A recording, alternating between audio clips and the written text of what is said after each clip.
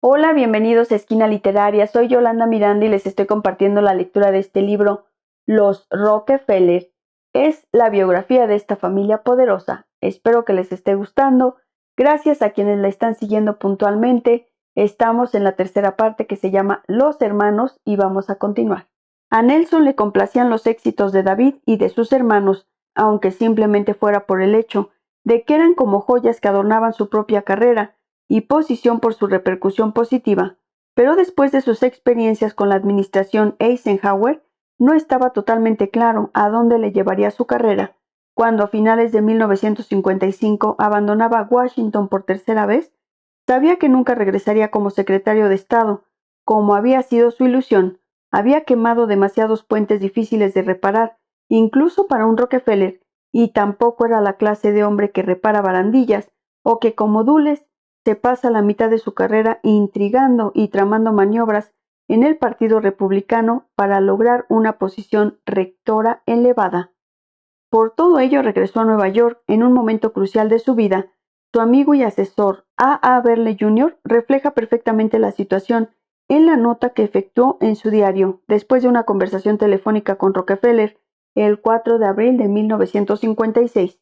En el caso de Nelson, la cuestión está en que va a hacer consigo mismo y con el estuche de bricolage más excepcional que uno puede imaginarse, pero no tiene proyectos ni ideas. Mientras se lo pensaba, Nelson reasumió su antigua posición de influencia en las instituciones de la familia, en tanto que presidente del Centro Rockefeller, presidente de IBEC y AIA y presidente del Museo de Arte Moderno, volvió a hacer acto de presencia en la oficina familiar, que había crecido de conformidad con las carreras de sus hermanos, a tal punto que en 1956 contaba con más de 100 empleados en los departamentos principales de impuestos, inversiones, relaciones públicas y filantropía.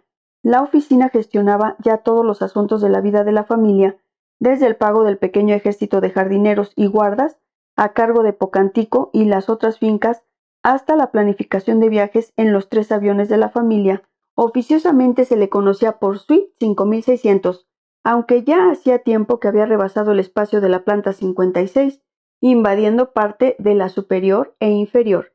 En la década transcurrida desde la guerra, la oficina había asimilado la personalidad de los hermanos, no solo en la decoración y estilo, sino por el hecho de que año tras año los viejos austeramente vestidos, con solemnes trajes oscuros y con aquel aspecto de suma discreción que les caracterizaba como asociados de Mr. Rockefeller Jr., comenzaban a desaparecer por fallecimiento o jubilación. La Fundación Hermanos Rockefeller, o RBF, como se le conocía en el incipiente complejo de siglas de la familia, también había aumentado en magnitud e influencia dentro de la creciente burocracia de la oficina. Se había convertido en la institución número 1 de la tercera generación y era Nelson quien ocupaba la presidencia amén de sus otros altos cargos. El fondo era el lugar idóneo para él. Bajo la gestión de JDR3 no se había desarrollado una entidad excesivamente decantada que le impidiera adecuarla a sus objetivos y, a diferencia de la Fundación Rockefeller, no se había convertido en un organismo independiente con consejo autónomo de depositarios. Existía para estar al servicio de los Rockefeller y su política filantrópica todavía estaba fundamentalmente concebida de cara a fomentar las motivaciones específicas inherentes a sus propias carreras e intereses. A partir del momento, en 1956, en que sustituyó a su hermano mayor en la presidencia, Nelson procedió a transformar el fondo en un instrumento personal, reflejo de su nuevo criterio en el sentido de que el poder a que aspiraba solo se conseguía mediante un cargo electoral. No era una idea nueva. En 1949 ya se le había sugerido que se presentara como candidato a la alcaldía de Nueva York. Uno de sus ayudantes comentó: «No quiere ser alcalde, quiere ser papa».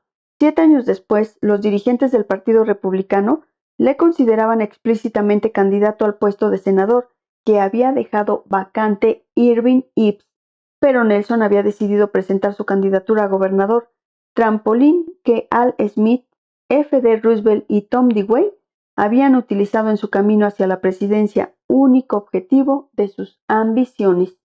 Las elecciones gubernamentales no se celebraron hasta 1958 y entre tanto la Fundación Hermanos Rockefeller actuaba de vehículo para mantener el nombre de Nelson en el candelero ante la opinión pública.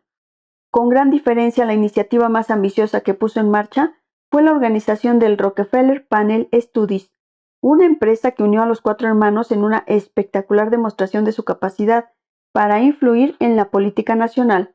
Cuando 3 años más tarde se dio fin a los estudios y fueron publicados bajo el título de Prospect for America, la dirección había gastado más de $1 millón en incorporar al proyecto a casi un centenar de las firmas más ilustres e influyentes del país.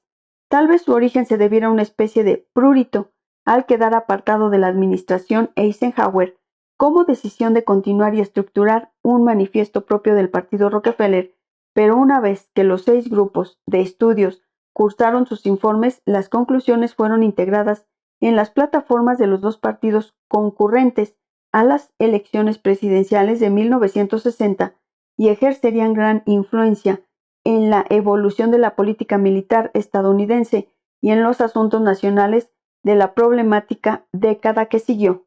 El presidente del grupo encargado de política exterior era Dean Rusk, presidente de la Fundación Rockefeller y que pronto sería secretario de Estado en la administración Kennedy. A la cabeza del grupo que estudiaba la educación estaba el presidente de la Carnegie Corporation, John Gardner, que seguiría poco después los pasos de Rooks en la administración Kennedy-Johnson como secretario de Sanidad, Educación y Beneficencia. Había un grupo dedicado a la política económica exterior para el siglo XX, al que pertenecía David, y otro encargado de economía nacional, pero con gran diferencia, el grupo que mayor impacto causó en todos los estamentos de la sociedad norteamericana en años sucesivos fue el de seguridad internacional, coordinado por el director de proyectos de estudios especiales, Henry Kissinger. Espero que les esté gustando la lectura de este libro, Los Rockefeller. Los espero en el próximo video para continuar con esta y otras lecturas.